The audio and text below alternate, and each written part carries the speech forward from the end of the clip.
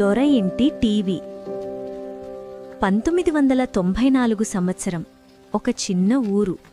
ఆ ఊర్లో ఒక పెద్ద దొర ఉండేవాడు. ఆయన ఇంటి ముందు పొడవైన అరుగు. ఆ ఊరిలో ఒక్క టీవీ ఉన్న ఇల్లు అదే. ఒకసారి దొరకు తీవ్రమైన జ్వరం వచ్చింది.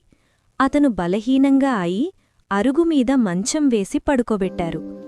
అతనికి బోర్ కొట్టకూడదని టీవీ తీసుకువచ్చి అతను పడుకున్న చోట ఎదురుపెట్టారు. ఈ విషయం ఊరంతా తెలిసింది. ప్రతి సాయంత్రం పిల్లలు, ముసలివాళ్లు, రైతులు, ఊరి జనాలందరూ దొర ఇంటి ముందు చేరేవారు. ఎవ్వరూ లోపలికి వెళ్లరు. గుమ్మం బయట నేలమీదే కూర్చుని లోపల కనిపించే టీవీని చూడటానికి ప్రయత్నించేవారు. లోపల అరుగుమీద మంచంమీద దొర పడుకుని స్పష్టంగా టీవీ చూస్తుండేవాడు. బయటవాళ్లకి అక్కడొక అలవాటుండేది. ముందు పని, తర్వాత టీవీ. ఎవరో ఇంటి ముందు ఊడుస్తారు, ఎవరో నీళ్లు తెస్తారు, ఎవరో మందులు తీసుకొస్తారు, ఇంకొంతమంది దొర మంచం సర్దుతారు. అందరూ దూరం నుంచే దొరగారు అని గౌరవంగా మాట్లాడేవారు.